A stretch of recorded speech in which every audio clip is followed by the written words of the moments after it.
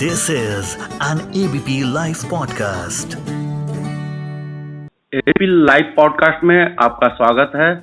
आज हमारे साथ वरिष्ठ पत्रकार रुमान हाशमी जी हैं। आज हम बात करने वाले हैं दिल्ली के इंद्रलोक की घटना की, जिसमें नमाज पढ़ते हुए लोगों पर एक सब इंस्पेक्टर ने लात चलाया।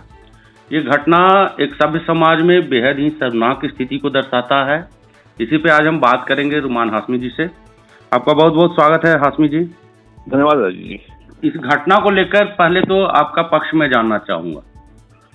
देखिए, ये जो घटना हुई कल फ्राइडे प्रेयर में सड़क पे जो नमाज पढ़ते हुए एक वीडियो वायरल हुआ है, पुलिस पर्सन जो है वो लात मारते दिख रहा है, थप्पड़ भी मारा है उसने एक नमाजी के चेहरे पे, और कुछ लोगों ने प्रोटेस्ट किया और आला पुलिस अधिकारी के संज्ञान में आने के बाद उसे सस्पेंड किया गया। ऐसा बयान भी बाइट भी दिया डीसीपी ने। ये न सिर्फ ये एक तकलीफदेह है बल्कि शर्मनाक घटना तो है ही है, ये एक तकलीफदेह घटना भी है। ये दिखा रहा है कि हमारे पुलिस विभाग जो है उसमें आमूलचूल जो है परिवर्तन इस सेंस में करने का है कि उनका एक प्रशिक्षण स्पेशल जो है प्रशिक्षण लगाना होगा। आप देखिए,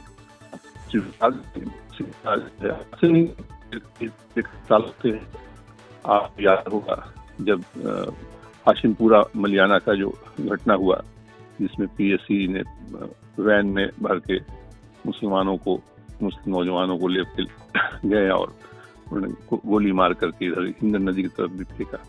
उसका भी कोई नतीजा नहीं निकला। कई साल 30-35 सालों के बाद फैसला भी आया, वो निर्दोष करार दिए गए।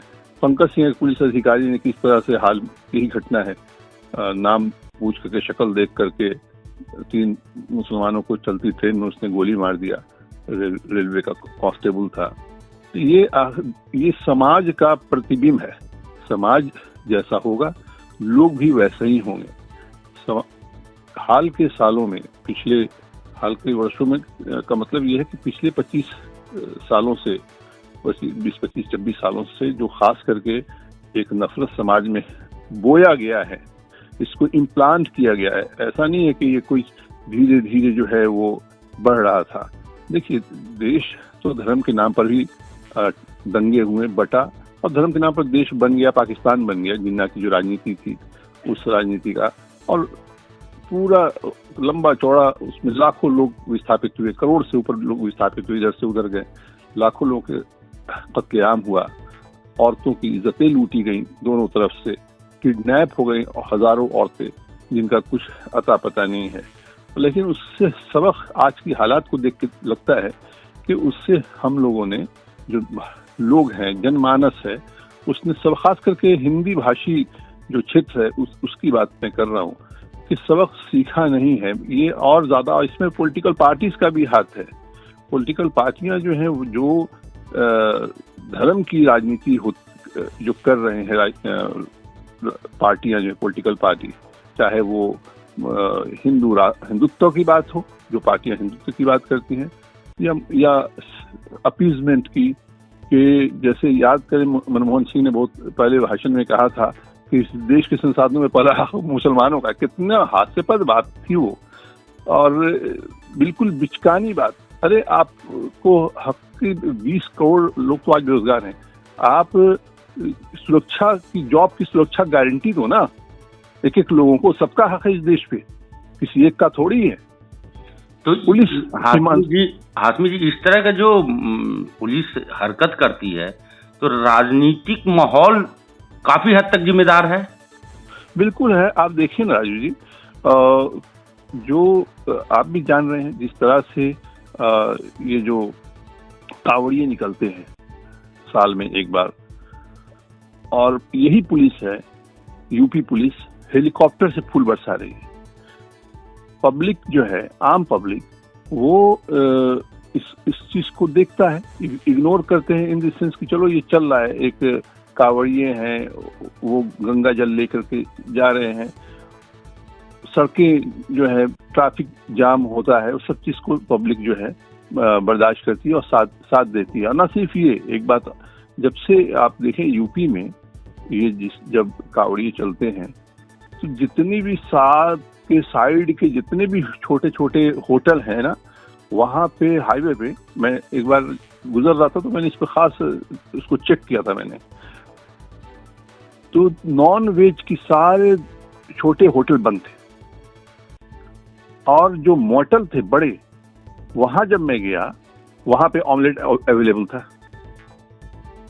लेकिन सारे छोटे होटल जो कि खास तौर पे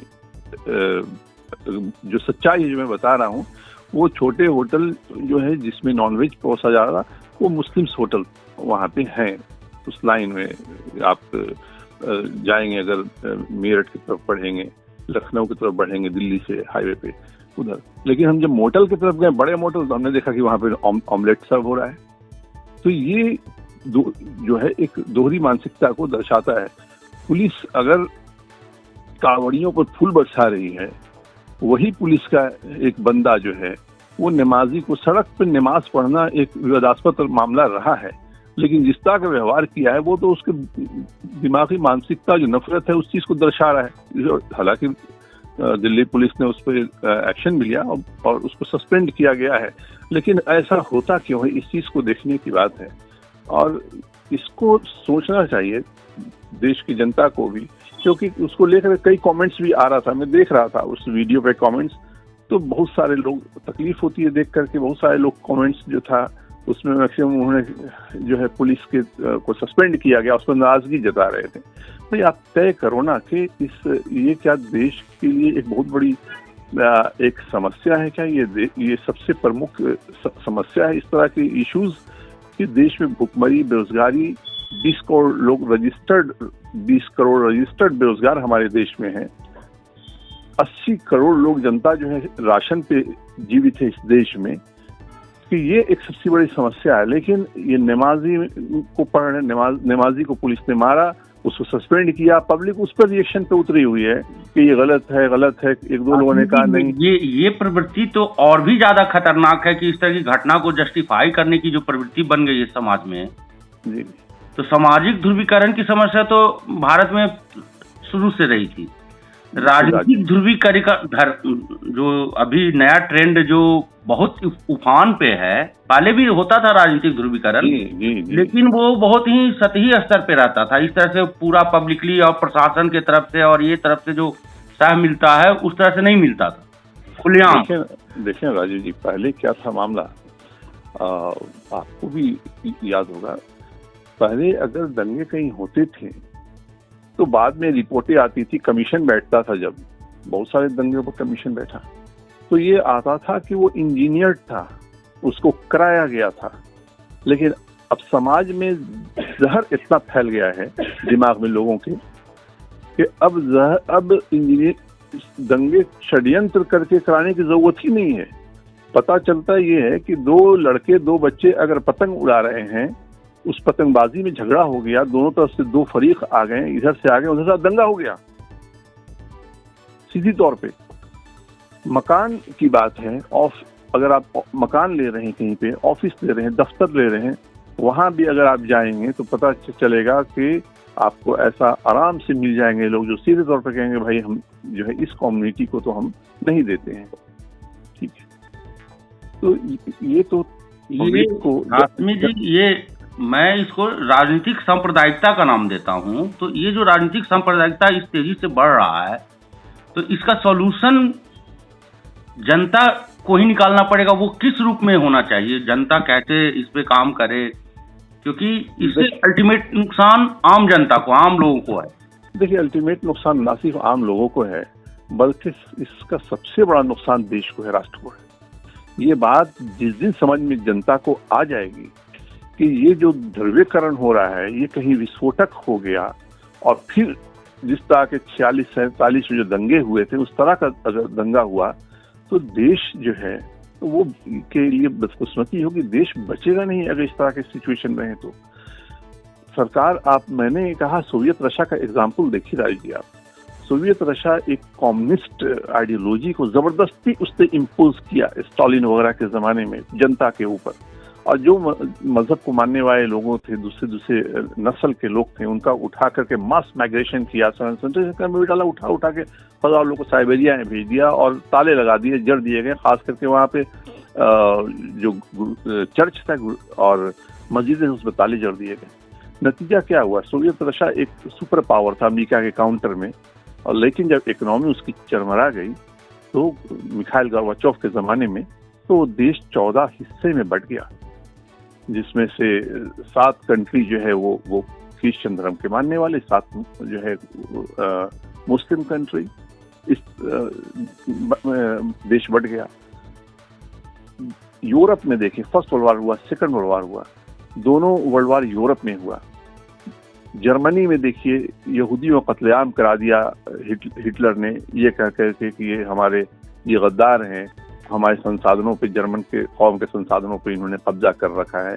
अगर भुखमरी है, नफरत, नेता ऐसे भरते हैं दिमाग में ना, कि हिटलर ने जैसे कहा, फर्स्ट वर्ल्ड वार के बाद जब वो आया फ्रंट से लौटा, जर्मनी हार चुका था, तो उसने कहा क्या कि जो गरीब लोग को देखते हैं आप, जर्मन लोगों को, और पार्कों में देखते हैं अगर एक जोड़ा अच्छे कपड़ों में है, हाथ में हाथ डाले घूम रहा है, तो समझिए कि वो यहूदी है।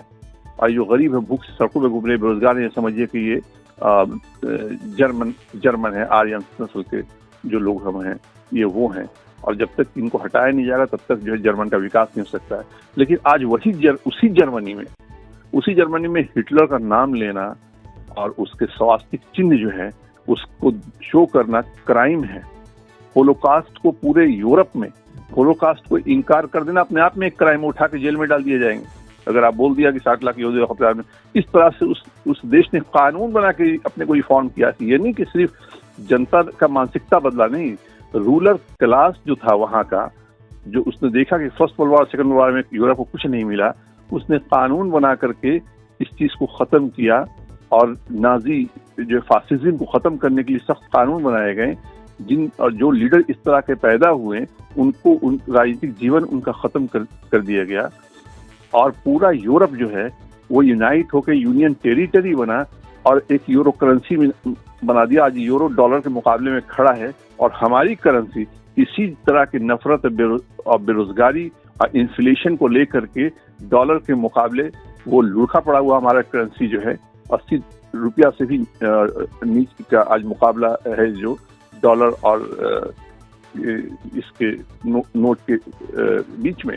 और देश का एक बड़ा हिस्सा जो है वो आज भी धर्मांध जो है में जी रहा है, धर्मांधता में जी रहा है।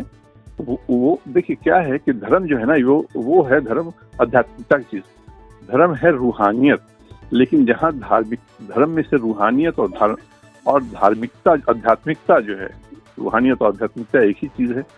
ये जहाँ खत्म होता है ना वहाँ आडंबर शक्ल ले लेता है।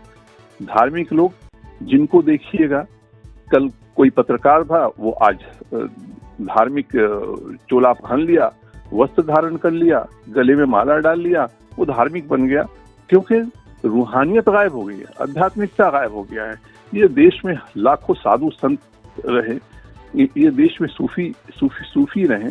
इस देश में बीबीसी आज से नहीं, 30-35 साल पहले उसने बीबीसी रेडियो पे एक प्रोग्राम था जो मुझे याद है अच्छे से, मैंने सुना था, 35 साल पहले का बता रहा हूँ, जिसमें उसने कहा था कि जो साधु संत जोगी हैं उनके साथ सूफी जो है मुस्लिम सूफी, इनके बीच में शास्त्रार्थ हुआ, धार्मिक शास्त्रार्थ होता रहा है लंबे पीरियड तक। और उसमें भी आपसी बहस मुहासा करके ईश्वर की चाह में और वहाँ सत्य को पहुँचने के लिए आपस में बैठ करके योगी और साधु और सूफी जो है वो शास्त्रार्थ करते थे। लेकिन आज का शास्त्रार्थ क्या है? आज का शास्त्रार्थ जो है वो नफरत से भरा धार्मिक डिबेट है। जनता को, पब्लिक को, मासेस को स्टेज से, पब्लिक मन से उकसाने के काम करते हैं। किसी को बताया जाता है कि ये समाज में ये दीमक की तरह है। चुनाव की रैली में बड़े नेता इस तरह की बातें करते हैं।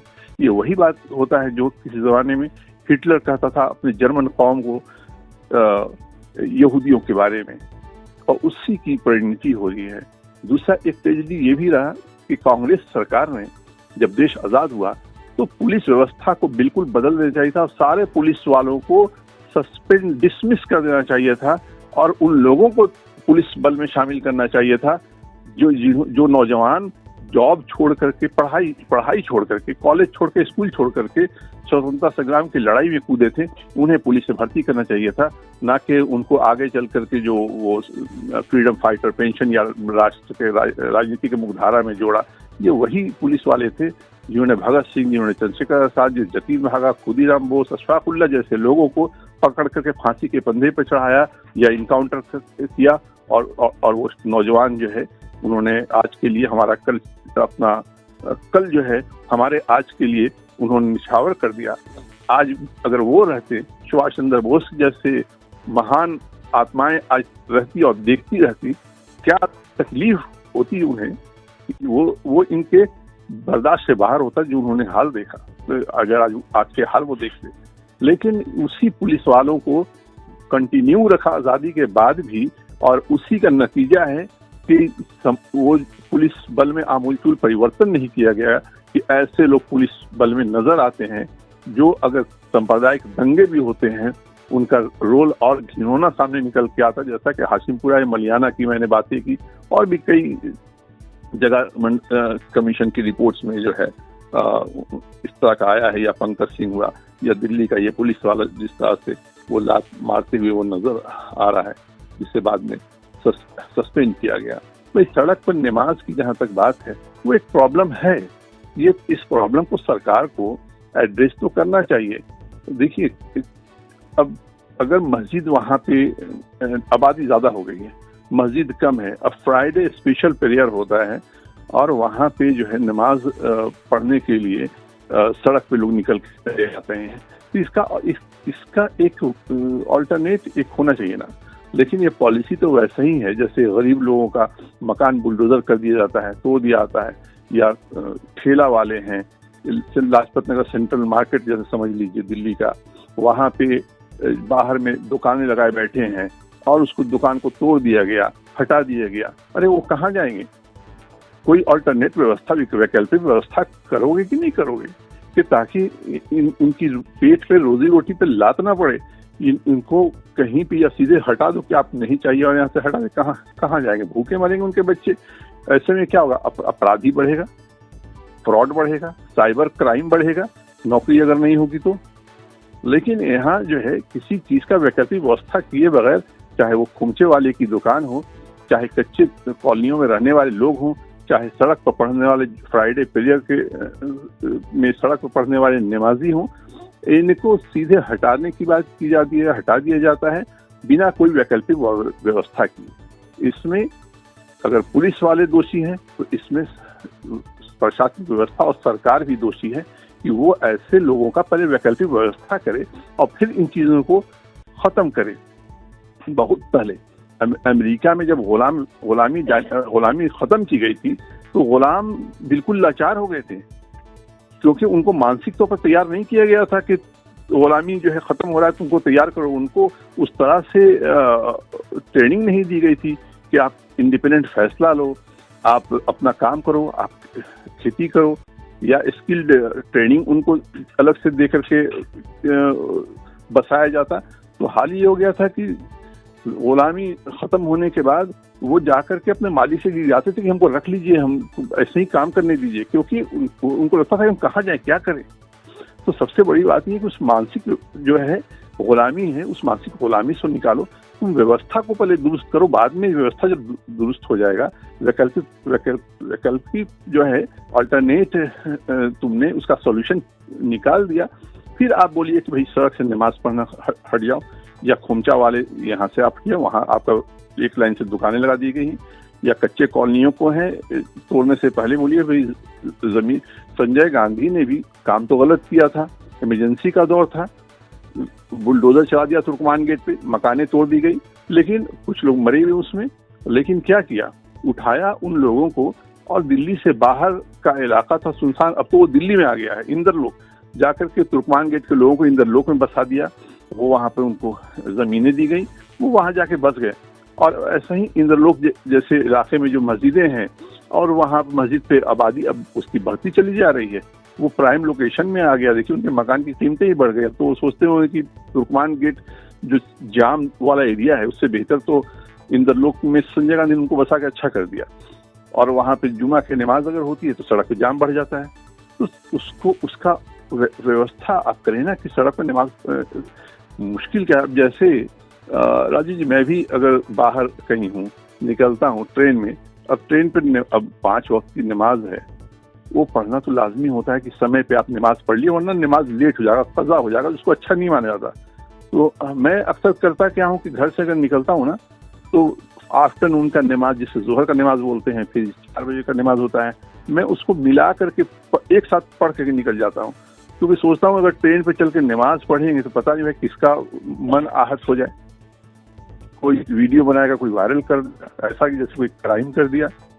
तो घर से नमाज पढ़ के मिला के पढ़ लेते, ऊपर वाला जान रहा है भाई, वही फैसला करेगा कि मैंने सही किया गलत किया, मगर मैं तो तेरी इबादत कर लिया, 5 टाइम तूने किया है, रास्ते के लिए 3 टाइम का नमाज पढ़ना तो मैंने एक साथ मिला के पढ़ लिया, मैं ट्रेन पर बैठ के कर दिया। स्थिति ये पहुंच गई है देश के लोगों को, और राजनीतिक दलों को भी ये बात सोचना होगा कि ये चीज जो भी है ये जनता के लिए और आने वाली जो हमारी नस्लें हैं उनके लिए भी ये चीज सही नहीं है। मेरा एक दोस्त है, साथ में पढ़ता था, नाम तो नहीं लूंगा, वो धार्मिक गुरु वो है और बंगाली हैं वो, उससे बात मेरी हो रही थी, तो उसने बताया कि जानते हो, जब मैं सरमन्स वगैरह देता हूँ और बताता हूँ कि भाई नए लड़के जो है, अभी मतलब बात बता रहा हूँ 1 हफ्ता पहले की बात, उससे बात हुई थी फोन पे, तो बोला कि जब मैं बताता हूँ कि ये पहले हम लोग का ऐसा नहीं था, हम लोग जानते ही नहीं थे कि क्या होता है हिंदू और क्या होता है मुसलमान। वो दोस्त ने बोला कि मैं ऐसा जब बताता हूँ कि बगैर हमारे ईद नहीं होती थी, अब बगैर उनके हमारे मुस्लिम दोस्तों के बगैर होली होता था, तो उनको बड़ी हैरत होती है, उनके आंखें गड़ जाती हैं। ये बात हमारे दोस्त जो धार्मिक गुरु है, वास्तव में हो गया है, वो आध्यात्मिक आदमी है, इस तरह का धार्मिक नहीं है, वो स्पिरिचुअल गुरु है वो। जी जी जी। और तो ये बात मुझे 1 हफ्ता पहले बताया था कि उनकी आंखें जुड़ जाती है नए लड़कों के। मतलब देखिए नए लड़के कितने कट गए हैं, न्यू जनरेशन एक दूसरे से। ये जो घिटौज जो बन गया है, ये दिल्ली में ही हम भी रह रहे हैं, जामिया में रह रहे हैं। क्यों रहने की मजबूरी है जामिया है भाई? क्यों रहेंगे जामिया में? हम क्यों नहीं रहेंगे किस मिक्स कॉलोनी में, मयूर विहार में, फ्रेंड्स कॉलोनी में, डिफेंस कॉलोनी में, ग्रेटर कैलाश में? क्यों नहीं रहेंगे? लेकिन मसला वही है कि एक गए थे तो एहसान जाफरी गुजरात में, अहमदाबाद में पॉश एरिया में ले गए थे अपने साथ 400 लोगों को। क्या हुआ? दंगे में सब मर गए, सब कट गए। अब ये जब मुसलमान देखता है कि हम मिक्स कॉलोनी में जाके रहे तो उसको एहसान जाफरी जैसी घटनाएं याद आ जाती। जमशेदपुर में दंगा हुआ, नौजवान शायर था उभरता हुआ, बड़ा मशहूर, मुझे अभी नाम याद नहीं आ रहा है। जी लोगों ने कहा हाशमी जी, तो इसका सॉल्यूशन कुल मिलाकर देश के जनता को भी इस पे काफी गौर करना चाहिए। प्रशासन सरकार की जवाबदेही तो है ही, जिन राजनीतिक दलों का संगठन का, धार्मिक संगठनों का, तथाकथित धार्मिक संगठनों का एजेंडा ही है कि उनकी रोटियां ही पल रही हैं धार्मिक ध्रुवीकरण में, तो फैसला तो फिर जनता ही वो करना है ना। जैसे साउथ इंडिया की, दक्षिण भारत की जनता कोई मंगल ग्रह से तो आई नहीं थी, वो तो हमारे ही लोग हैं। उन्होंने क्यों नकार दिया इस तरह की राजनीति को? तो तय तो करना होगा जनता को ही अंतों करवा। आपने काफी अच्छी बातें बताई और आपका एपी लाइव पॉडकास्ट से बात करने के लिए बहुत बहुत धन्यवाद। बहुत बहुत शुक्रिया।